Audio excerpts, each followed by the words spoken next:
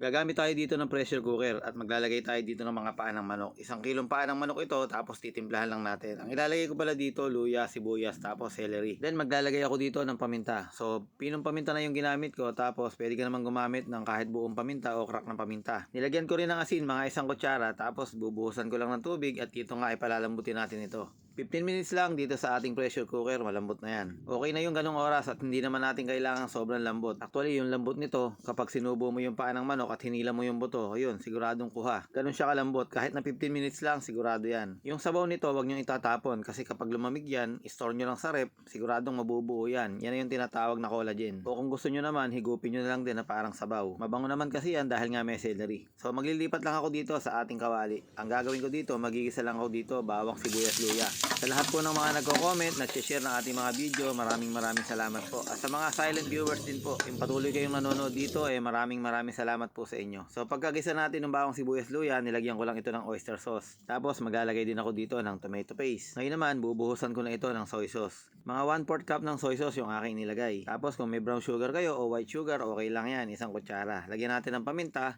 Tapos lagyan natin ng pampaanghang. Halu-haluin lang natin hanggang sa medyo maluto na yung ating mga sauce na inilagay. Tapos kukuha tayo kahit kalahating tasang sabaw dun sa sabaw kanina na pinagpakuluan itong mga paa ng manok. Tapos kapag nahalo mo na, ilagay mo na yung mga paa ng manok. Ayan, kung makikita ninyo, malambot na yan. So hindi na to magtatagal. Kapag kumulo yan, magiging kulay pula na rin yung mga paa ng manok. O nga pala, baka mamaya meron kang mga favorite na luto sa paa ng manok. Pwedeng pakishare mo naman dito sa comment section para kahit papano makita rin ng ating mga viewers o mabasa rin nila. Itong niluto kong recipe ng paa ng manok ay napakasimple lang at sigurado naman ako masasarapan kayo pagka tinry nyo. So marami lang naglalabasan ng mga bagong recipe ng paa ng manok. Minsan nga nagiging negosyo na nila o kaya naman kasama na sa mga Chinese restaurant. Pero sa totoo lang, ito yung pagkain na talagang rich in collagen. Kaya naman lang kapag kumakain ka ng paa ng manok, hindi agad-agad kumukulubot ang iyong balat. Dahil sa taglay nga nitong collagen, talagang panalong panalo. At panalong panalo na rin ang pananghalian mo kapag ganito yung ulam mo. O, diba? So maraming salamat sa lahat ng nanood, sumuporta hanggang sa dulo ng video na ito. Muli, thank you Lord and God bless you po.